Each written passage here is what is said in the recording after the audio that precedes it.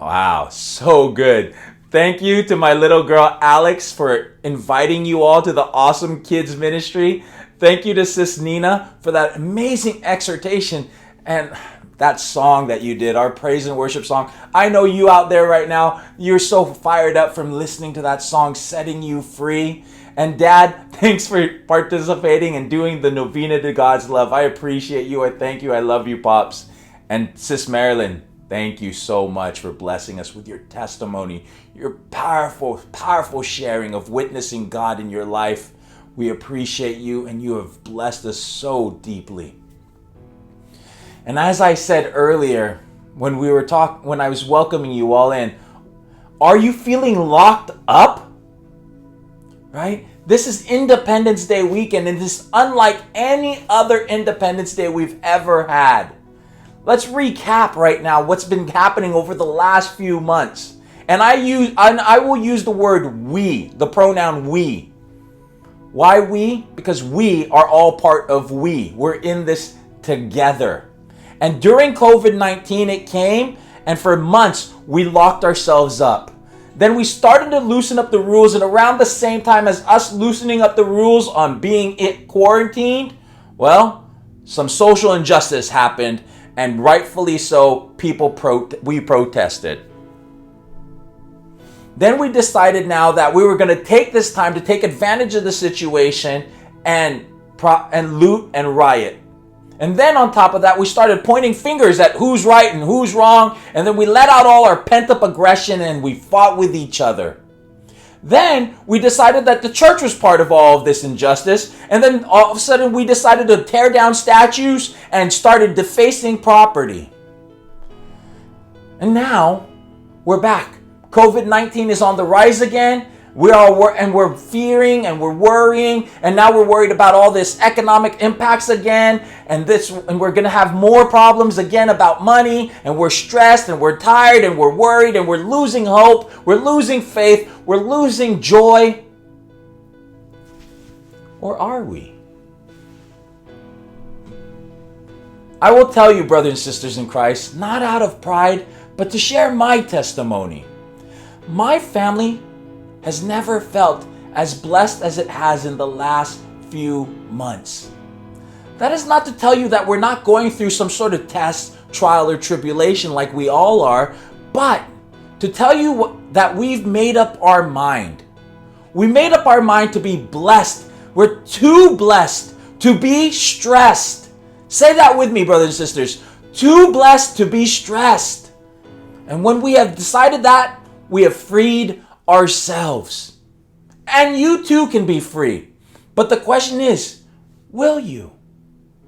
And let's talk about today's verse. From 2 Corinthians chapter 3, verse 17.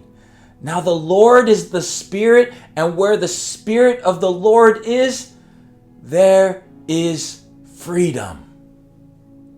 Freedom. And today's talk, faith in freedom. The Spirit of God, the Spirit of the Lord, and it has amazing gifts for you. And if you choose and you want to know more about those gifts, you can go back to the Feast US on our Facebook Live videos that are saved from May 17th and find more about those gifts of the Spirit, which was an amazing talk. But today, I want to let you know that the Spirit of God wants to live inside of all of us, you especially. But God cannot enter where He is not invited. And He cannot be invited if you have invited another guest in. One that despises and one that hates. A guest that wants to talk about hate and anger, point fingers at your brothers, and propagate and instigate fighting and destroy love. That's the problem. See, God is love.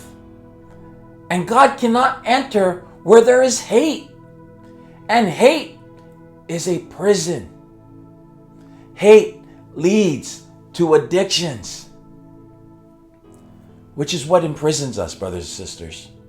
Addictions to food, to sex, to pornography, to drugs, to gambling, to video games, to shopping, to maybe even just checking your Facebook feed way too many times. Or maybe addicted to work. See, brothers and sisters, there's so many different addictions. And these addictions could also be said they're distractions. Distractions keeping us from what's important. But you may say this and that, and I need to do that, I need to do that. I hear you. I said those things as well. I sometimes still say those things. This is why we need course corrections. This is why we need an instruction manual. This is why we need to refresh our memory. See, we all make mistakes. We all constantly get off course. But as well, you all know so many times there are things that you shouldn't do, but you continue to do it. There are so many things we know we should do, but we continue not to do it. And the question is why? Why do we make those decisions? And I think it's because we truly in that moment are no longer embracing love. At that moment when we make that decision, we've decided not to think about love first. See, brothers and sisters, sometimes worry gets into our mind, fear, stress, anger, all sorts of other emotions outside of love will enter our mind and distract us from the true messages, the true needs, the true things we should do. And brothers and sisters, love is the only solution that can save us. And as we are currently out of control, this lockdown is not in our control. These social things are not in our control. And as we work to make it better, we are not in control. So who is in control? And that, brothers and sisters, is why right now we need to look to love. Because see, if we allow hate, if we allow finger pointing, if we allow anger, then we're stuck. We're stuck in a prison that we don't realize we're in. And this prison, it really doesn't have the door closed. The door's open. You could walk out, but sometimes it feels so comfortable inside of this prison. And the reason why it feels comfortable is the one that created the prison wants it to feel that way. But see, brothers and sisters, we're all going to be somewhere. And in those times right now, as we're locked up maybe in our own homes, and maybe you're feeling like even your own home's starting to feel like a prison, I want to let you know that maybe you could just choose to change the way you think about it and be a prisoner of love. Bilanggo sa rehas na gawa ng puso mo. Bilanggo sa kapos na dulot ng pag-isip sa'yo. Hanggang kailan pa ba magdaramdam? Hanggang kailan pa ba masasaktan ang pag-isip sa'yo? Pag-insan ganito at ganyan. Hanggang kailan pa ba maghihintay? Hindi ka ba nagsasawa? Dahil ang damdamin ko kahit na ganito katamdahan. Tunay itong bahay bilanggo sa rehas na gawa ng puso mo. Bilanggo sa kapos na dulot ng pag-isip sa'yo. Bilanggo sa rehas na gawa ng puso mo. Bilanggo sa kapos na dulot ng pag-isip sa'yo. Patay sindi sa init at lamig, maging ang patalim patataing galo sa dibdib, tatulan yung mukha sa balat. Makailang ulit na hiwalay, hindi pa rin matutong sumabay ang damdamin ko kahit na ganito katamlay.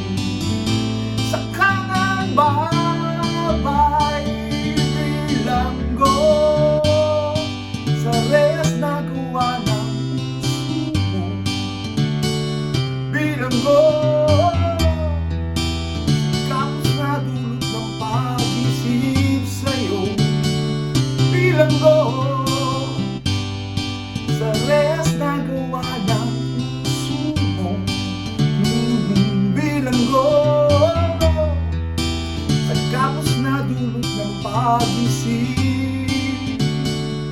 sa'yo.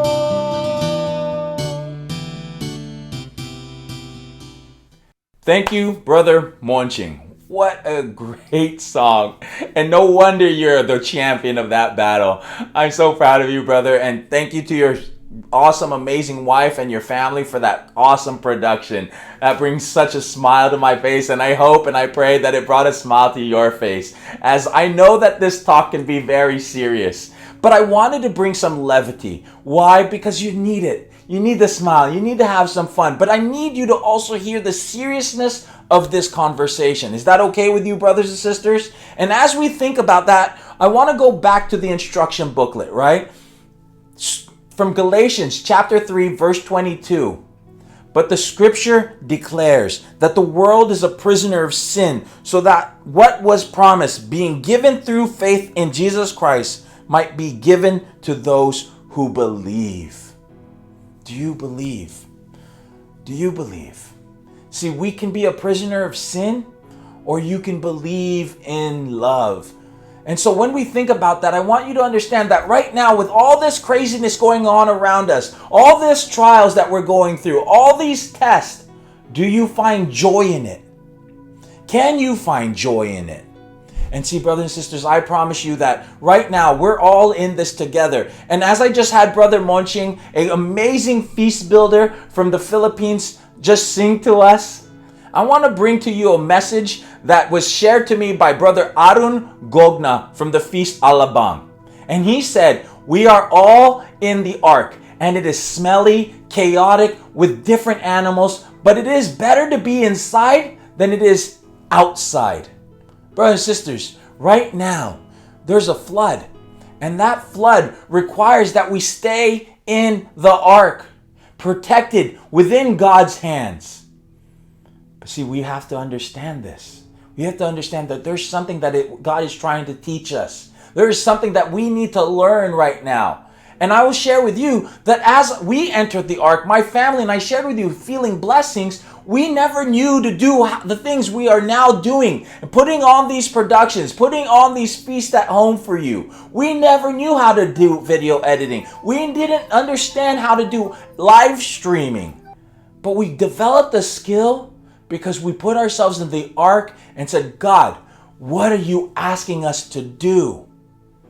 But some of us have not. And so it isn't that saying, brothers and sisters, that you need to go back and you need to look in the instruction manual. And in the instruction manual, I will read from you from John, the Gospel of John, chapter 8, verses 34 to 36. Jesus replied, very truly, I tell you, everyone who sins is a slave to sin. Now a slave has no permanent place in the family, but a son belongs to it forever. So if the Son sets you free, you will be free indeed. And as Sis Nina shared with you in her beautiful song, are you responding to that and saying, I am a child of God? Yes, I am. And brothers and sisters, I want to reassure you, yes, you are. You are children of God. We are children of God.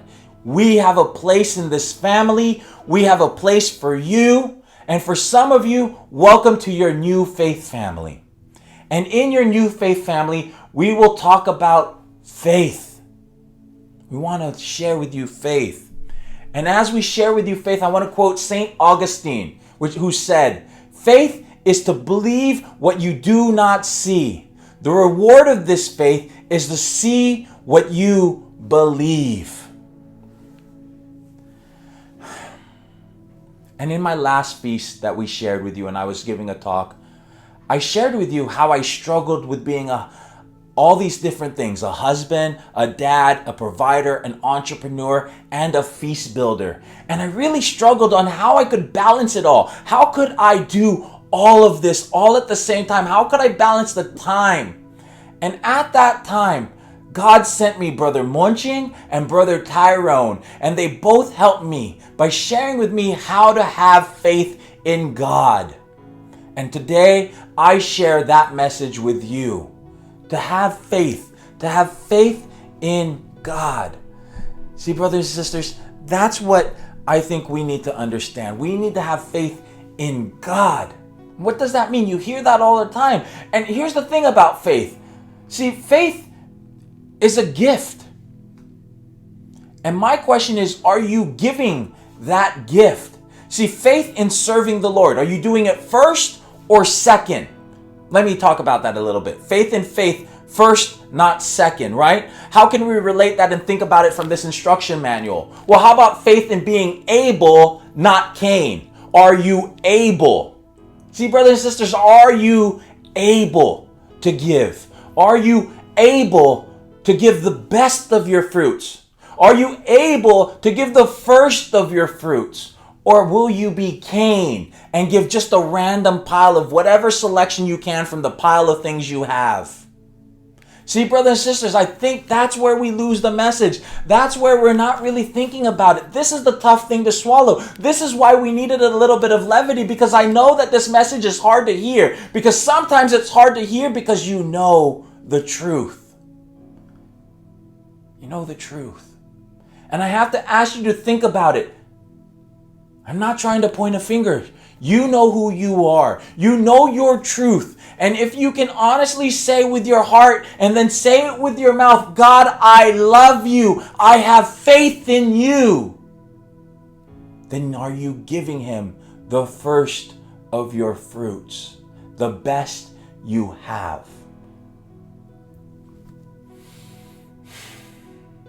See, freedom can be found if you have faith. If you have faith. But without faith, you're going to worry. You're going to have stress. You're going to have all the things that we don't want in our lives. And you may even end up serving another master. You may have another addiction. Because as you lose love in your heart, you gain more other things. See, something has to fill the space. The space cannot be void and empty. And if it cannot be voided and empty, it has to be filled. Brothers and sisters, what will you fill the space with?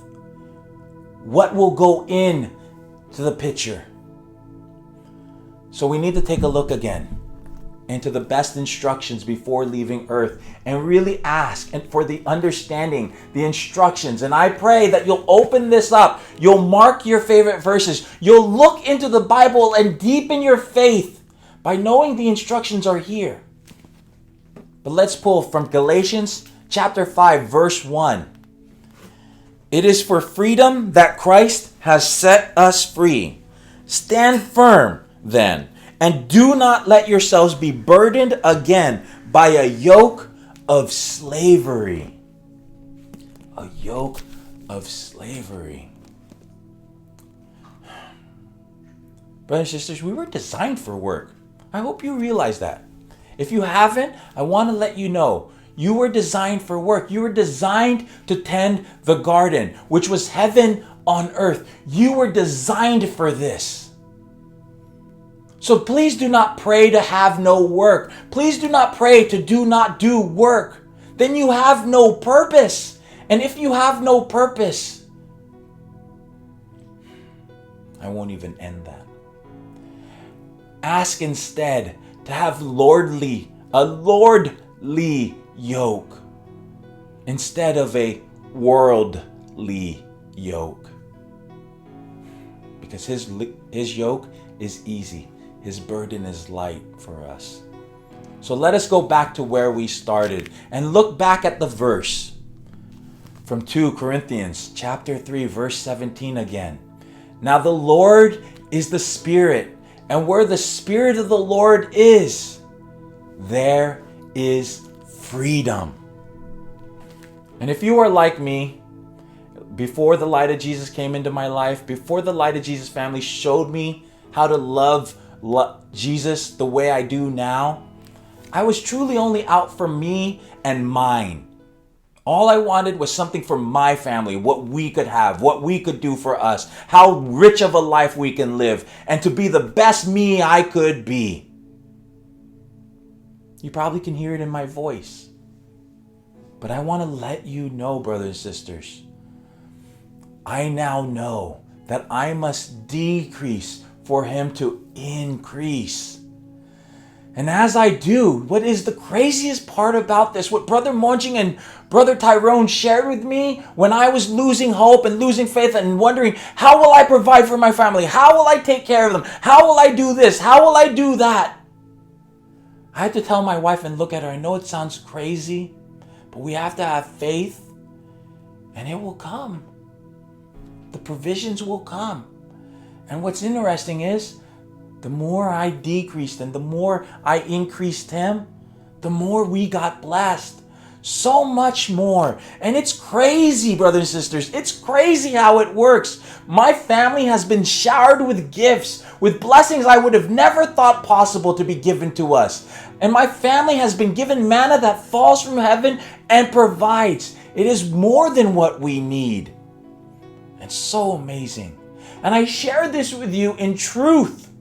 And you can feel free to reach out to me. Send me a comment, and I'd love to have a conversation with you directly. I am here for you to have a conversation, a direct relationship with you, so I can immediately point you to the relationship you need to have.